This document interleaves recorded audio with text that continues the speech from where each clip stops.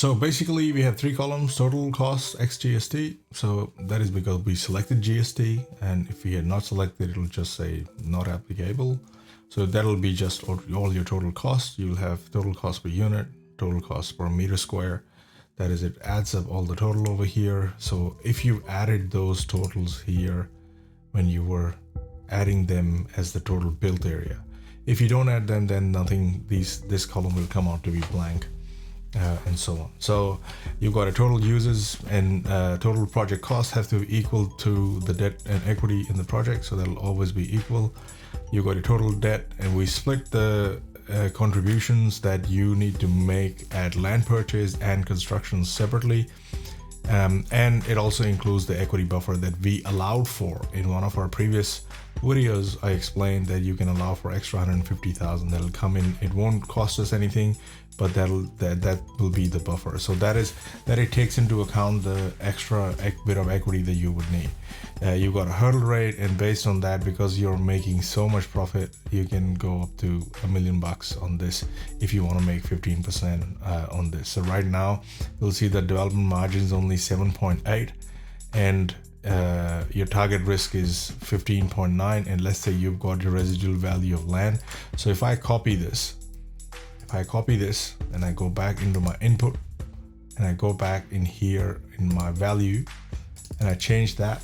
The reason I'm putting in the exact number here, because I wanted to show you,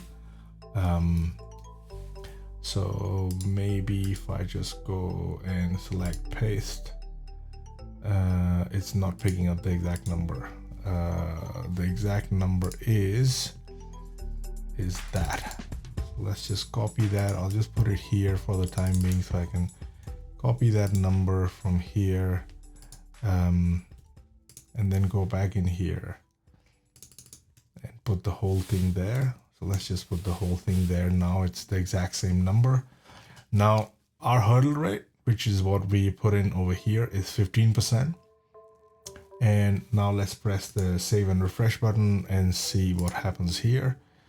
And this development margin should come out to close to 15% now. So there it is. So this is what it does. This is what this iterative calculation does. So it is just showing you that now it can't be accurate to right to the thing, otherwise the sheet just falls apart, because it keeps going into a loop.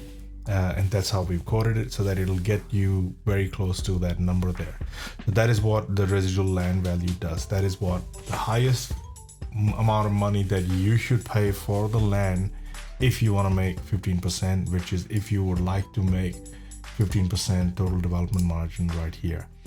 So then you've got different metrics like construction versus TDC. So that means, total development costs. What is the portion of construction in it? 50% is just construction. I like to keep it under 50%. Land versus total sale, what is that? I like to keep it under 30%. Now construction versus total sale, I like to keep it under 40%. So that's where it is, because we are already there. So this gives you a very good idea. And then we will discuss what's in here in the next video.